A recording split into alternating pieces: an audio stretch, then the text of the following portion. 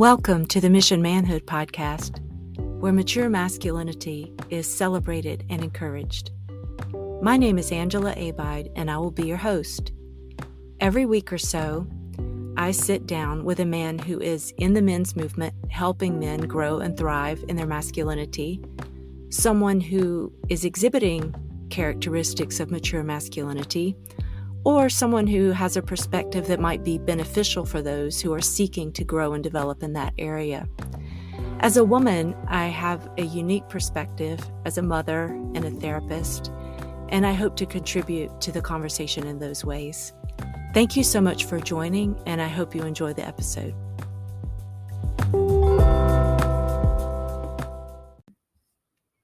Hey, I'm glad you're here. Today, my guest is Cyrus Henry. He goes by the Panda Shaman on Instagram. Cyrus is from New Zealand, and he's younger than I am, from a different country. He's a man and I'm a woman, and I think it's really cool how people can come together and discover that they really do have so much in common. And that was the case of this conversation, and I really enjoyed talking to him. Cyrus uses the haka dance from New Zealand as part of his healing work, and talks about the healthy expression of anger and those big, powerful masculine emotions that sometimes are now culturally looked down upon. So I think you might find that interesting. And also we talked about the role of the great mother is to remind you of who you are and to call you inward to remember that. And then the role of the great father is to push you outward and remind you of who you can be. And I really love that distinction, and it just speaks to that masculine-feminine dance that we refer to so often. So thank you so much for joining, and I hope you enjoy it.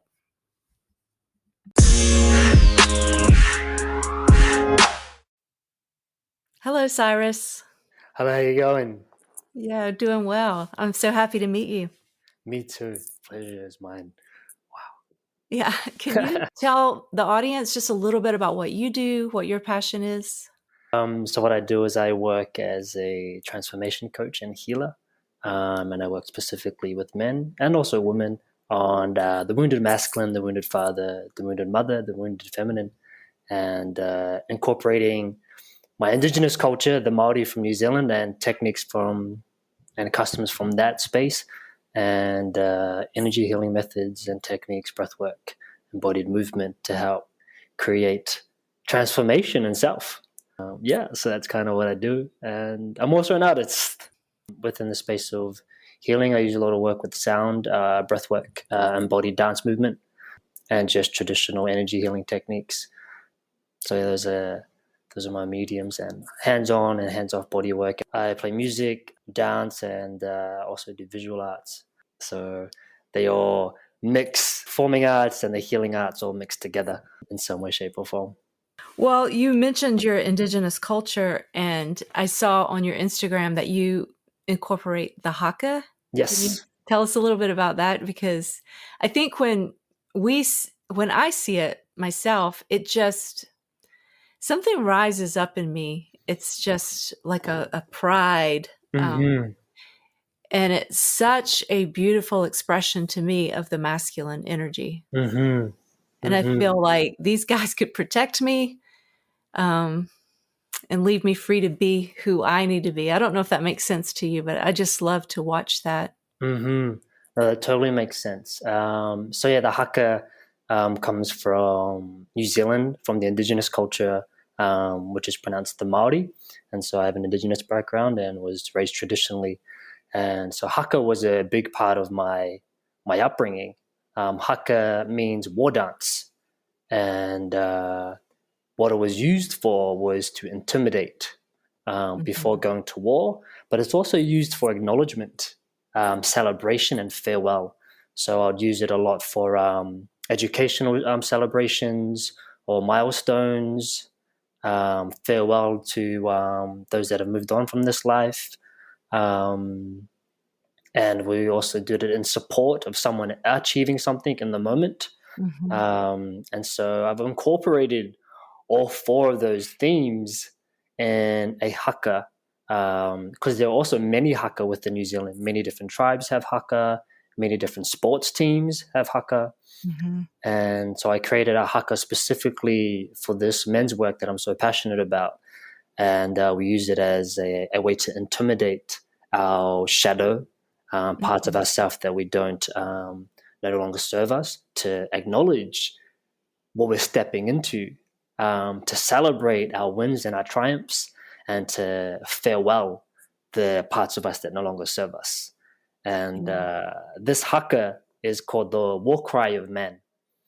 And throughout the haka, there are themes that come up, typical themes that are present within men's work, which is the vulnerability to cry, what it means to cry, what it means to ask for help, what it means to be next to brothers to your left and to your right, the inspiration of growth, challenges that we've experienced within our life. And so what I do with this haka is that we learn the haka, each phrase, and then I also facilitate circle and conversation about that theme, so we can also bring our own story and cultivate our own energy into this expression that's not from our own cultural upbringing, so we can have our own story in it, because it's a very emotional experience every time Yeah. that I've expressed haka but also received haka. And I'm like,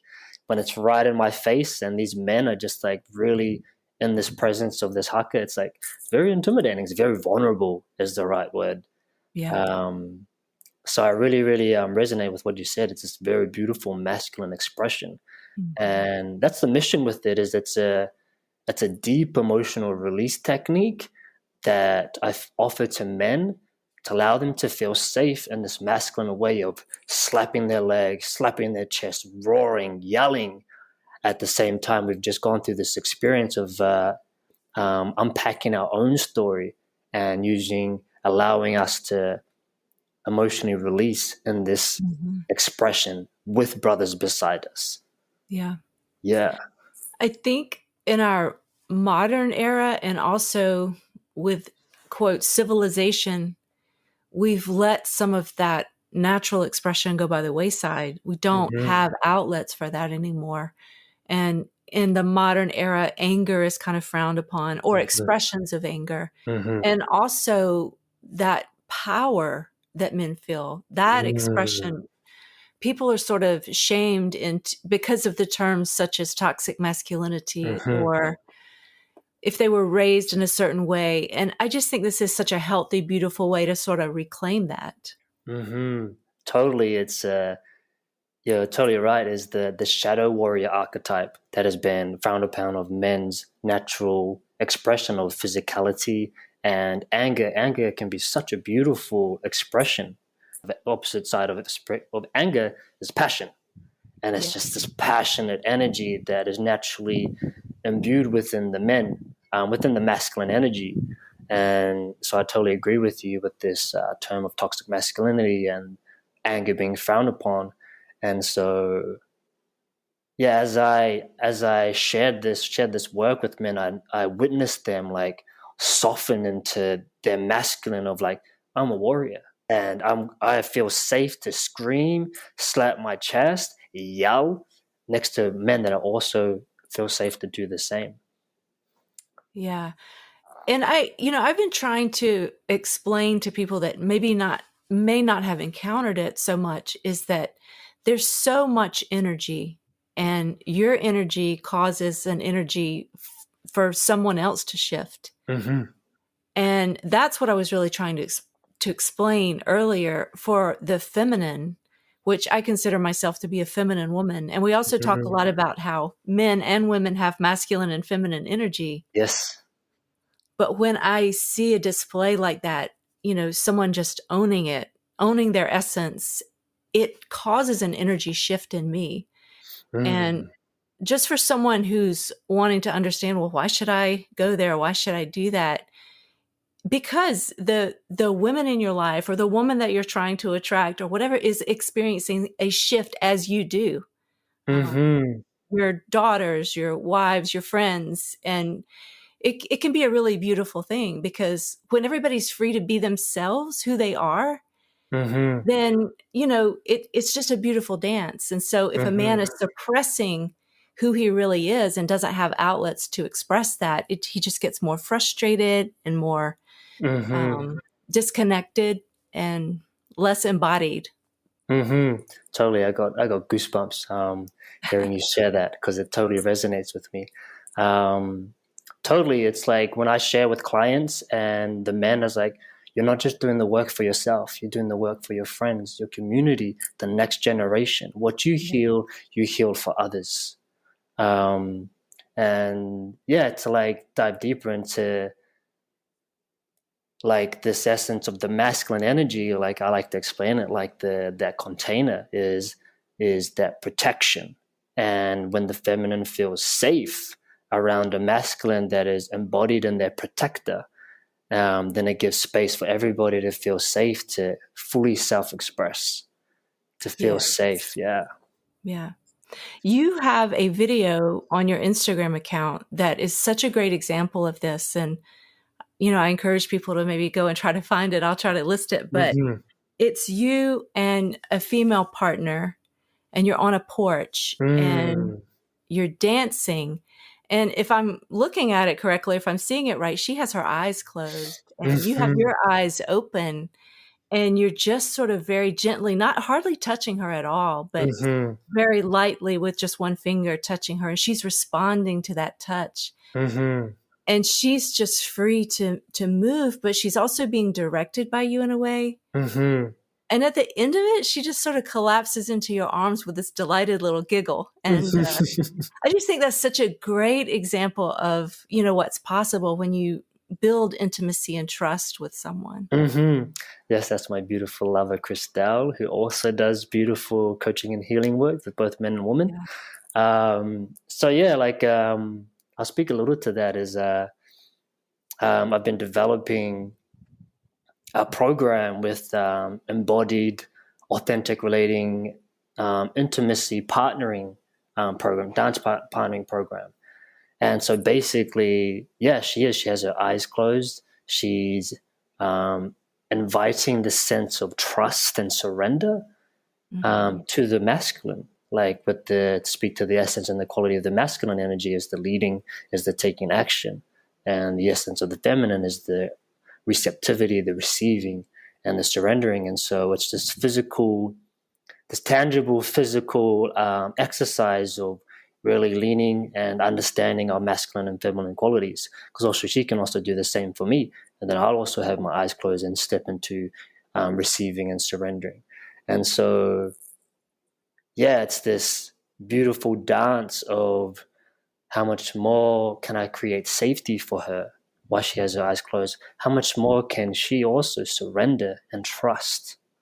And that's the balance within ourself of our masculine and feminine, and also with other in terms Yeah. of masculine and feminine.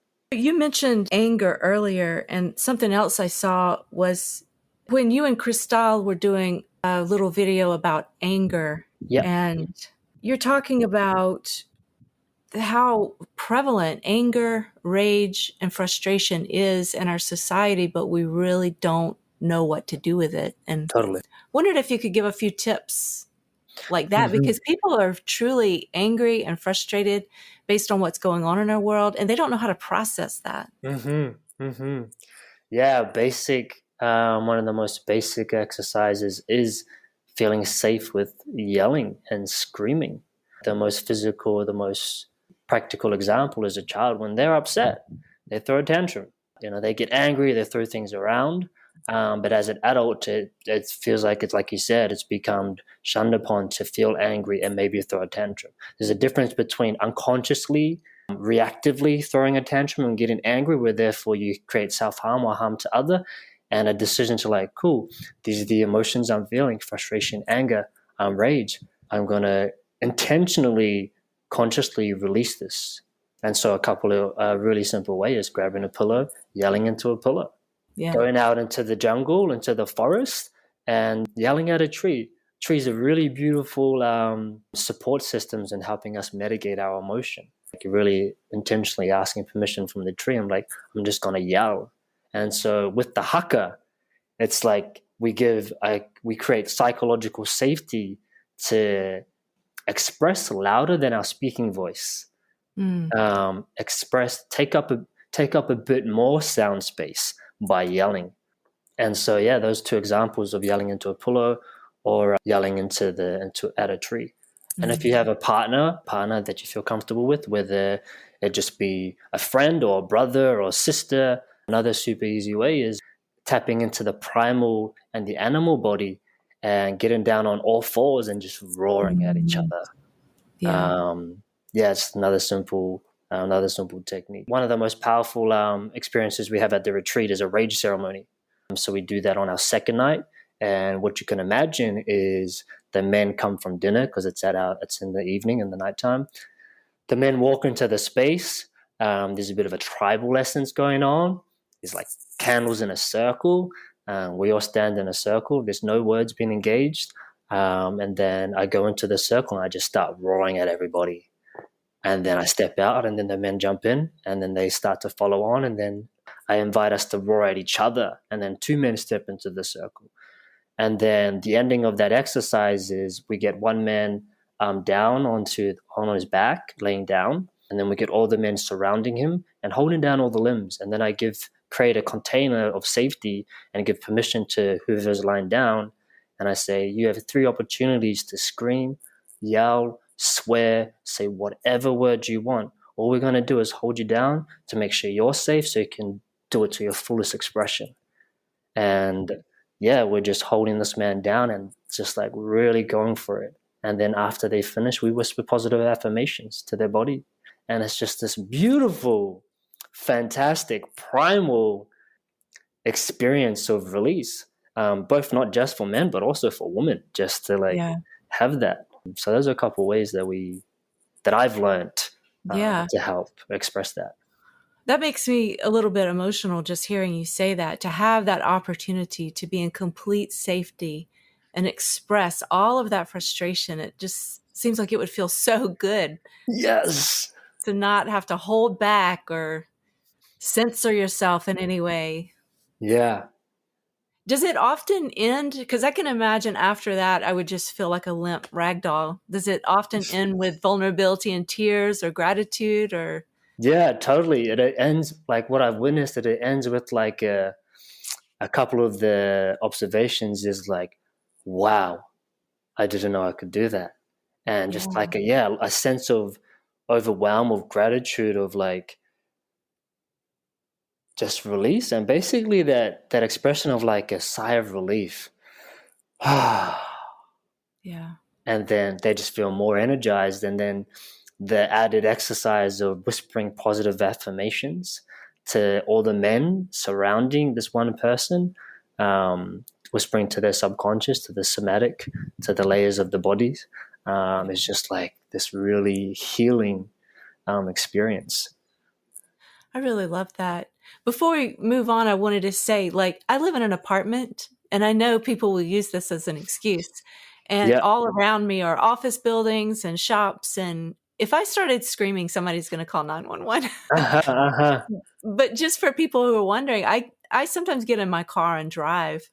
And even if I can't find a place to drive to, just in your car sometimes a safe place to just let it out. So Totally. Yeah. There's one of my friends does that. That I've been a long time friend with, and he does that in his vehicle.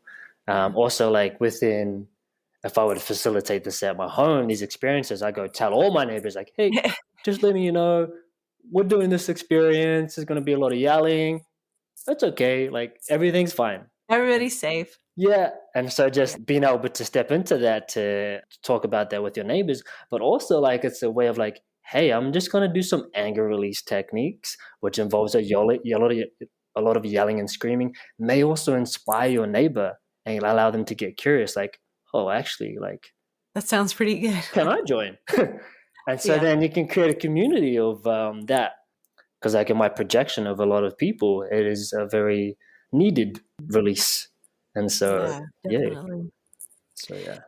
You guys had another video when you're talking about experiencing emotion without being consumed by it Mm-hmm.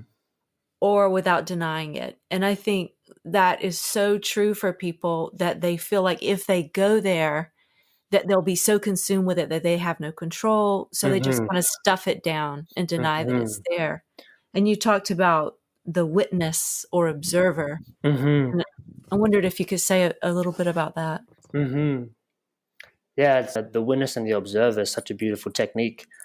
And a couple of ways to explain that is like when I first learned meditation, emotional awareness, and when I also facilitate the beginning journey of someone's journey of emotional awareness and meditation is first stepping into the witness, being able to step away from emotion and thoughts, because thoughts are not us. Our emotion is just energy and motion that moves through us. So once we detach ourselves from the experience of thoughts and emotion and be able to experience those two energies from a space of watching and witnessing, gives us a lot more awareness on what do I want to respond to, as opposed to when an emotional thought comes through, we really just jump on that train and then that's it. And so it's basically understanding the difference between reacting and responding, and that is basically stepping into the witness of how do I want to best answer to this or move with this that allows me to feel alive after this experience, and also create safety for myself and whomever else is experienced involved in this. And then also the other layer is don't deny it, because Yeah. there's also a deep layer of healing there, being able to witness it, feel it, observe it, nourish it, lay in it. I took some training in internal family systems therapy, and it's similar in that you get centered within yourself, and they call that like the true self. And then you observe these parts. And the only thing I had to add to that is they teach you that from self, you can control the volume. Mm-hmm. So if you have some part of you or some emotion coming in hot, you can say, hey, I don't need you to do that for me right now. We can just observe this together. Like Yes. I'm here for you. I want to hear this. And you can Yes. also say, I can come back later. Because if you Yes. start to get to feel like you can't control it, you can come back later. I'll be back. So you don't feel like you've abandoned it, but it Yes. might not be the right timing. Totally. And yeah, that's the exercises that I teach is like, how long do you need to dance with this emotion? Because it's once again, the emotion is energy in motion, and so it's flowing through you. And when we create the suppression of the emotion, and that's when we start to create resistance in the body, friction in the body. And so when we, from my perspective, I explain as like, how can we dance Yeah. with our emotion and flow with it, even if it's just sitting with it for a couple of days, for however long, and then really giving it, like you said, being able to turn the volume up and down, being able to see and hear this emotion that's coming through, because it's also a message for us. What is this emotion? What message is this emotion bringing us that we can support, integrate, heal? Yes, there's a lot of beautiful, Mhm. there's a lot of magic Yeah. in the witness, in the observer. It was a beautiful workshop, and it's one of the first things we teach. Maybe if someone doesn't understand, like an example would be if you're a man and you're trying to be strong and you feel something like anxiety. Mm-hmm. I've worked with a lot of men who their inner critic pops up and tries to shame them for feeling anxious. Mm-hmm. So that's kind of an example of denying it. You just keep pushing it Yes. down. And from the observer, you can observe the critic and you can observe the anxiety. They're both welcome at the table. Yeah. And I'll get to you in a minute, but I don't need you to cuss me out anymore. Yeah. Or shame me for feeling anxious. And then you can really get to the root of the anxiety. It Mm-hmm. might go all the way back to a 5-year-old boy. You just don't know until you examine that. So Totally. Yeah, that's it. It just reminded me of this my own experience that I had of experiencing those all those parts of me. Yeah, there was just like one moment I was in ceremony and I was just sitting next to my shadow in a fire and like around a fire. And I just sat with all these different parts of me, really comfortable with the shadow parts of me, the traumatized Cyrus, the hurt Cyrus, the angry Cyrus, and just being able to witness and see all those parts of me and have a conversation. Because if we speak to like the essence of like men's work back in the day, in the ancient times, indigenous times, men would come together around the fire to speak and make important decisions. And so maybe that's a visual that's possible for men, whether they go into meditation. I was like, cool, let's create a fire around inside that you can sit with all the men, all these different parts of yourself. I love that analogy because I think that really will resound with people. It's like Mm-hmm. I'm the chief, sort of, and all these little parts are just sitting here letting me know how they're feeling, and we're just Yes, having a conversation. exactly. Yeah, that actually just came to me now. So like, I'm actually gonna write that down and I love also it. facilitate that. In internal family systems therapy, they talk about the collective conscious as well. And I talk about this too. You have your inner, you have your relationship with your person or your small circle, and then you have sort of this collective Mm-hmm. relationship also. And they teach that, we can hold space for each other. Like, if it reminded me of when you said that you guys would surround the person and hold them down for their safety. Mm-hmm. Those guys that are holding are extremely grounded. They're not Mm-hmm. thinking about their stuff. They are in the moment. They are in the present. And that kind of self energy Mm-hmm. makes transformation possible. Mm-hmm. I've stressed a lot, and almost every man that has come on the podcast says brotherhood is so important. Mm-hmm. And I do think that's one of the reasons why, because we can hold space for each other. Mm-hmm. And sometimes we can't do it for ourselves, but when we're in a brotherhood or a group of people who are working with us to stay grounded. Mm-hmm. Totally. I refer to that as social integration as Hmm. one of the most important parts of transformation and healing is being able to socially integrate with your community, your tribe that see you, that it gives a different layer of healing. Because he's always healing with the self internally, healing within relationship, then healing collectively, and then we can go healing generationally and all that stuff. And so, yeah, like a big important part that I work with is definitely social integration. And a layer of that is that hasn't been integrated yet.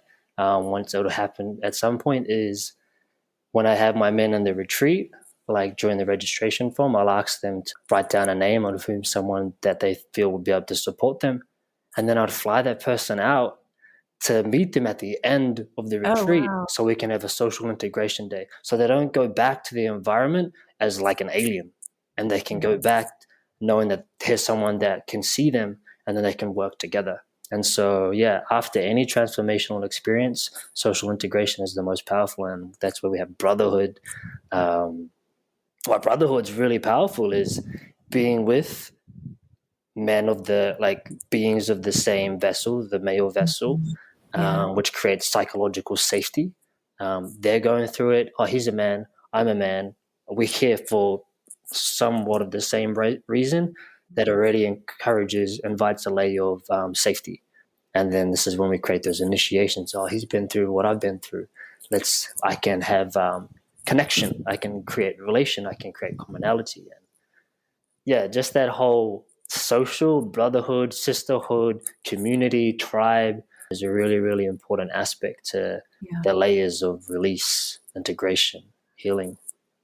I agree. And, in our current world, not just with lockdowns, but social media and our phones, it's really, you almost have to work for that. Whereas in the past, I think it was more of a natural thing. Mm-hmm. People joined groups or were in a church or in a civic organization. They naturally were going out and about and being parts of groups of people. But now we really have to intentionally try to incorporate that sometimes. Yes, totally. I personally can't imagine like what everybody's going through in like this screen to screen kind of what's happening with the pandemic. So I imagine that it is like a very challenging time of having our basic need met of connection. Yeah. So you're right. Like there we are. We have to work a little harder to fulfill that need. Yeah. I want to close with asking you a little bit about your retreat. But before we do that, you wrote something about you just decided to give up alcohol at some point. Mm-hmm. And I thought that was kind of cool because the way you approached it is not like alcohol was a moral failure or it's not like it was wrong for you or anything like that. You just looked at it like it didn't serve me anymore. So I'm going to try life without it for a while. Mm-hmm. And then in that space, you started doing other things to fill up the space. Mm-hmm. I just think that's a cool way to look at it for people. Just do an inventory and see what's not exactly working, or Mm-hmm. if you want to tweak something, but then the importance of filling it up with other things. And I didn't know if you could tell a little bit about that. Yeah, thank you for asking that question. From my background from New Zealand, the social norm is connecting through drinking, Yeah. connecting through alcohol. And for me, I just really desired depth of connection. I really desired that intimacy with men and women and being able to hear story, share story, and learn from each other's wisdom. Also, I've just noticed that also alcohol wasn't like really like serving my body. This decision to break away from my my social upbringing, a couple of layers with that is like, how am I going to connect with my friends and my family back home? Mhm. Like when I no longer participate in this, I have no judgment towards them, but it's just this no longer serves me. And yeah, it was a natural progression to be like, cool, I feel comfortable and safe enough in myself to not confine to social pressure of the social activity of drinking, but I can still go out and experience social activity. And so now for me, that's with releasing that the alcohol is still being able to experience a social activity through depth of connection, through dance, through music, jam circles, and it feels much more enriching for me to have that layer of connection that I deeply desire without substance being a wall. Yeah, and so that's kind of been my experience with alcohol, Yeah. and I feel great. I really, really enjoy the vitality that I'm experiencing, Mhm. and with that, still being able to also fully welcome my brothers that still Yeah. love to party and drink, and just like Yeah. yeah, but also let's come try this for a bit as well. I really loved also finding new activities, like you said, the music and the dance. And one thing that you mentioned was spike ball. Oh When yeah, yeah, totally, yeah, yeah. I was noticing for myself that I was a lot of my circles were musicians and more ceremonial archetypes, and so noticing this desire to get a bit more challenge and physical contact in my life, I'm like, okay, cool. So I made the decision I'm going to step out of this and see if there's any sports groups around. There's basketball and spike ball, and so it nourished this part of my masculine energy of getting a little rough with the boys, this bit of challenge. And so it's really, really nourishing to fulfill that connection, that social connection with men, but through an activity. Which brings me back to the retreat is like what I've noticed and what I've learned about working with men is incorporating anything to do with vulnerability, intimacy, emotional awareness to some type of physical exercise, some type of hands-on experience. And so that's why like the haka is such a beautiful experience. The rage ceremony is a beautiful experience. Embodied dance is such a beautiful bridge to tapping into the softness and the receptivity of their feminine qualities. Tell me a little bit, the Who Man experience, is that the retreat? Yes, that's the name of the program. And what is Tama Taane? Tama Is that Taane is the name of the whole business because I desire to okay? create many different programs and retreats within that, and then also a further vision is to start building a faculty team that also can facilitate, and it also could be a bridge for one-on-one coaching for any myself or any of the team that comes on board. And so Tama Taane, Tama stands for boy, and Taane stands for man. Yeah, it's this. It came to me in meditation, obviously, like really sitting with it. Um, the Human experience was actually my first name for this idea with working with the men, which Mhm. came to me like 6, 7 years ago when I was studying my diploma of energy healing. And then as I was getting ready to start to present the work, I was like, oh, I'm not quite feeling that this is the name for it, For the whole the umbrella? whole thing. And so it came Yeah. to me Tama Taane, which means this journey from boy to man, the initiation into manhood, the initiation into the mature masculine, and creating a rite of passages. Yeah. And so the who man experience means basically who man are you? Um, who is the man that you want to be? Who is the man that you are? What's crazy is mission manhood. Manhood is the journey from boy to man, basically. And I think that the mother, that's her job, to take you from birth to man, and Hmm. then you go. Yeah, So she's constantly pushing you away from her your whole life, the ideal mother, and yeah, then you go off into the world and you're separate from her. I love that you kind of had the same idea yeah. from boy to man. Yes. What I feel and what I've learned is that what's lost in the modern day is rites of passages, that kind of significant experience, day, challenge, ritual, or ceremony that's like, I've arrived. It's like, that sensation you may desire, you have when you finish high school, when you've graduated. So this like energetic acknowledgement of growth, like, I am a man. I did this thing that makes me feel Mhm. like a man. I think women have an advantage at 11, 12, 13. They start their period and they have these hormone surges and they don't feel like themselves. I mean, it's embarrassing. And so it's a natural humility that really continues throughout your childbearing years for Mm-hmm. 20, 30 years. And men almost have to voluntarily surrender because they're taught by the world and society to keep growing, keep going bigger. And nobody's really telling them that you have to be anchored in your true self. Mm-hmm. You have to learn how to return to that. Whereas women every month they get slapped over the head with it, I'm humiliated, right? So Yeah. and sometimes you just have to go to bed with it. But Mm-hmm. the man doesn't have that. So he has to decide, I think, to do that for himself and incorporate meditation and that Mm-hmm. return. Um, Mm-hmm. Totally. That's a great way to put it. I really enjoyed the way you expressed that. Explained that, and it's like, in the essence of the masculine energy is action, expression, to go. do, go, penetration is Yes. that is the essence of the masculine. And so, when we've forgotten sacred fire, ceremony, challenges, those initiations that like really allow the young man to come to self, like, cool, this is scary. I really got to come find this, like, be in myself and receive myself to make this decision to go through whatever they're going through in terms of that rite of passage. um, and so I totally resonate with you that there's no, it's just go, go, go. Like, how do we? Yeah. I guess the question is like, how can we create a pause for men? Take a moment. Let's stop Yeah. and let's feel into who we are, where we are, what we are, and start from there. Where's our baseline? Where's our root? Where's our foundation of ourself? Yeah. It's really that you almost are forgetting who you are the first half of your life and remembering who you are the last half. Yes, Coming back home. totally.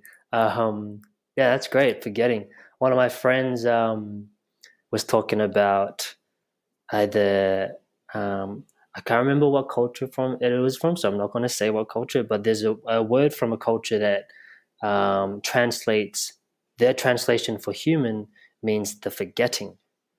Um, And so it's like this journey of, because you come into this life, and if you believe in reincarnation and other lives, you come into this life forgetting your other life, and mhm. then you get and whatever nurture, nature, conditioning, programming throughout your childhood, and then going into adult years, you're basically trying to unlearn and forget that. Then at the same time, once you get to a space of forgetting conditioning programs and trauma, you get to this point of like, how can I forget the past and the future to arrive in the moment at every given moment? That's another thing that I look at as a mother. I'm talking about the idealized mother, not just your mother, but Yeah. ideally, she receives you from her body. She grew you in her body, and you are just a blob of essence. I mean, Mm-hmm. there's life there, and it's this potential that you have to then do everything for forever until, then you push it away from you as it begins to walk or talk or whatever. Mm-hmm.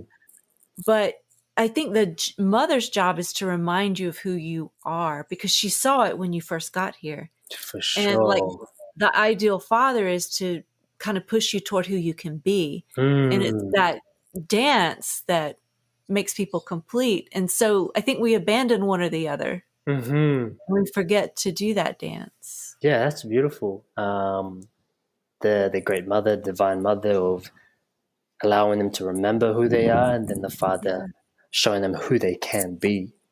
And pushing them toward that danger or the dragon. Conquer the dragon. Yeah, it's beautiful. One thing that we talked about before we started this call was sometimes in the men's movement, I see that there seems to be like this dualistic thinking. Like there's one way to be a man. And whether that's, you work out in the gym or you buy lots of guns and ammunition or you go off grid, and then you kind of get locked into that. And that's what's known as like dualistic thinking. It's one or the other, yes or no. And so when a man that's been conditioned in that way encounters someone like you, who's different culture, different traditions, different way of diving into it, they might sort of be a little bit standoffish. And so I wanted to read this thing that you said, that you want people to go from stressed out and confused. The confusion comes from feeling and communicating your emotions. And you want people to transform, or men to transform into this playful warrior. And your description of that, I think, is really beautiful. Thank you. Leads a purposeful life with Jedi focus, has a deeper intimacy in relationships, and has a heartfelt confidence and integrity. And the thing I want to point out, that last little bit that I read, not a man alive would argue with that. I think almost everybody would say, yes, I long for that. And just to point out there are different ways to get there. And if we try something new, like dare to dance or dare to do something like a haka or dare to have men hold us down and yell, it's different. It's not what we're used to, but it can be so beautiful and lead to the same place. Totally.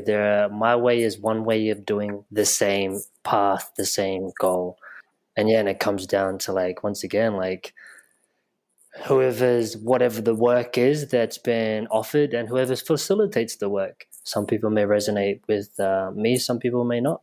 What I believe all men are doing, and women, in the space of healing for men and women, is to create a self that is thriving, a life that is rich, that we feel everything, our emotions, our thoughts so deeply, but don't get consumed by it. But we get to really experience that human experience. So yeah, that felt really nice, you reading that to me. But yeah, there's no one way to do things. You're right, stepping out of your comfort zone. So like what I share is like, we have our comfort zone, we have our discomfort zone, then we have our panic zone. So it's pushing the edge of the discomfort zone, knowing your panic zone, so we can create a bigger space of comfort to allow us to experience more and start to break down our walls, break down our way of doing things, to allow a new way of doing things that may create a different experience, a more richer experience for self. Yeah. I love it. If someone were to be interested in your work or the retreat, what is the best way to find you and get more information about that? Come into my website, www.tamataane.com, or I'm most active on Instagram, the Panda Shaman. You can book a discovery call, and so we can get on a call and have a chat, meet face to face, lock eyes, connect across time, space, and see what feels alive for us. Great. And let's spell Tama Taane. You spell Tama Taane, TAMATAANE. And it's just tamataane.com. Yeah. All right. I really appreciate you joining me today and discussing this with me. It's just been a real pleasure to get to know you a little bit better. Thank you so much for leaning in and allowing me to come onto your podcast. Like, I really enjoyed the conversation and the sharing of. And there's a few things that I really enjoyed, the way you explain things, that I'll be integrating and incorporating into how I share. Great. So I really, really enjoyed that. Thank you. Have a great day. Thank you. Bye-bye. Bye.